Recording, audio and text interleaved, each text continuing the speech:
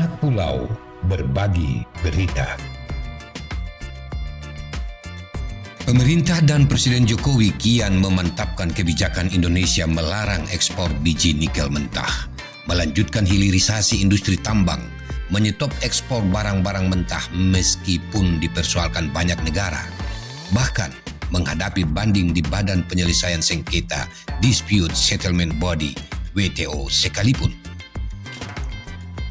Jokowi menyatakan Indonesia tidak perlu takut meski dinyatakan kalah oleh Organisasi Perdagangan Dunia WTO dalam gugatan yang diajukan Uni Eropa terkait penyetopan ekspor nikel mentah.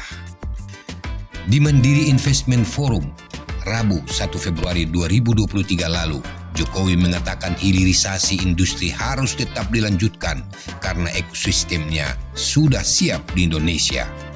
Indonesia tidak boleh gentar dengan gugatan-gugatan karena hilirisasi industri adalah kunci untuk menjadi negara maju.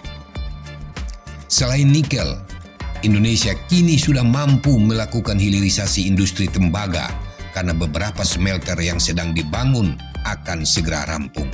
Di antaranya, smelternya Freeport dan smelter yang berada di NTB sudah lebih dari 50% jadi.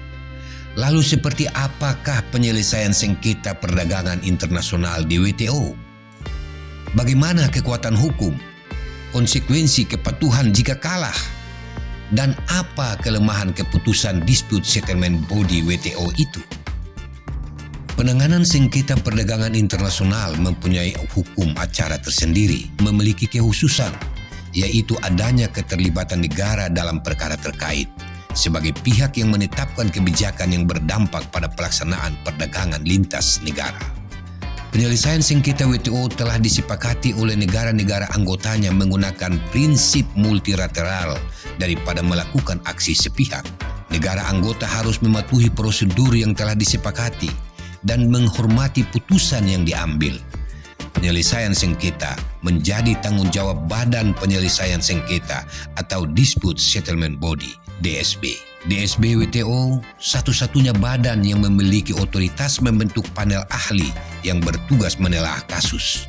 DSB dapat juga menerima atau menolak keputusan panel atau keputusan tingkat banding. DSB memonitor pelaksanaan putusan-putusan dan rekomendasi serta memiliki kekuasaan atau wewenang untuk mengesahkan retaliasi jika suatu negara tidak mematuhi keputusan. Keterlibatan Indonesia dalam WTO dilatar belakangi pada kepentingan nasional dalam rangka mendorong pertumbuhan ekonomi dan pengentasan kemiskinan, memperkuat posisi runding.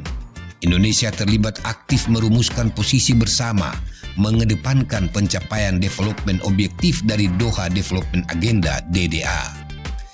Indonesia juga senantiasa terlibat di isu-isu kepentingan utama Indonesia seperti pembangunan, kekayaan intelektual, lingkungan hidup, dan perdagangan multilateral.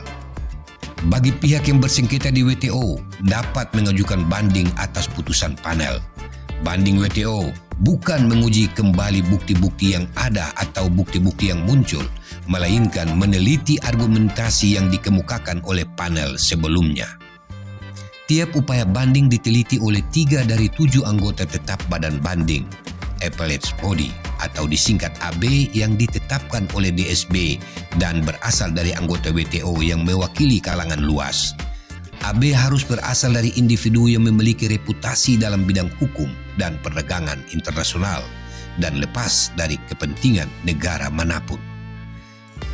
Keputusan pada tingkat banding dapat menunda, mengubah ataupun memutarbalikkan temuan-temuan dan putusan hukum dari panel sebelumnya. Biasanya banding membutuhkan waktu tidak lebih dari 60 hari, batas waktu maksimumnya 90 hari. DSB harus menerima ataupun menolak laporan banding tersebut dalam jangka waktu tidak lebih dari 30 hari, di mana penolakan hanya dimungkinkan melalui konsensus. Dalam hal gugatan WTO suatu negara dikabulkan, maka negara yang kalah wajib merevisi aturannya dan melakukan penghitungan kembali besaran pengenaan biaya-biaya masuk pajak kepada negara yang dirugikan. Gugatan Uni Eropa terhadap kebijakan pemerintah Indonesia menghentikan ekspor biji nikel memang jadi pukulan bagi Indonesia yang sedang laju-lajunya menata hilirisasi tambang dan sumber daya alam Indonesia lainnya. Kebijakan hilirisasi guna mencapai nilai tambah ekspor, meningkatkan devisa dan penerimaan pajak lebih besar kepada Indonesia. Uni Eropa dan WTO harusnya sadar Undang-Undang Nomor 4 tentang Minerba tahun 2009 lalu dan Undang-Undang Nomor 3 2020 tentang perubahan atas Undang-Undang Nomor 4 tahun 2009 mengamanatkan tidak lagi melakukan ekspor bahan mentah. Hilirisasi di sektor mineral dan batu bara adalah kunci pengoptimalan dari produk-produk pertambangan Minerba. Hilirisasi akan menjadi andalan ke depan untuk berkontribusi pada penerimaan negara selain dari pajak dan dari batu bara. Lalu mengapa WTO dan Uni Eropa harus kejang-kejang di saat Undang-Undang Minerba Indonesia sudah berlaku sejak 14 tahun lalu? Gugatan WTO terhadap kebijakan ekspor biji nikel Indonesia bisa jadi manuver Uni Eropa kandaskan Indonesia menuju negara maju. WTO tak ubahnya company merampas kekayaan alam bangsa-bangsa terjajah. Uni Eropa kalang kabut atas sikap pemerintah Indonesia dan Jokowi yang terus memantapkan hilirisasi industri tambang. Uni Eropa rupanya mulai sadar Indonesia adalah satu negara yang merdeka, negara berdaulat, negara yang sudah mampu mengelola sumber daya alamnya sendiri. Indonesia bersiap menuju negara industri, menuju negara maju di dunia. Sekali lagi Uni Eropa meradang, Indonesia dikabarkan tak peduli kalah atau menang dibanding WTO. Indonesia telah bersiap dengan segala konsekuensi hilirisasi industri pertambangan dan produk turunannya. Uni Eropa bisa memberlakukan kebijakan ekspor dengan alasan deforestasi yang membuat minyak sawit dan produk Indonesia sulit masuk ke Eropa. Lalu mengapa WTO kebakaran jenggot dengan kebijakan hilirisasi dan penyetopan ekspor nikel mentah? Soal gugatan banding di WTO, Presiden Republik Indonesia pasang badan. Kalah ya tetap terus. Barangnya sudah jadi, industrinya sudah jadi, ekosistemnya sudah jadi. Jangan mundur. Kalau mundur, sudahlah.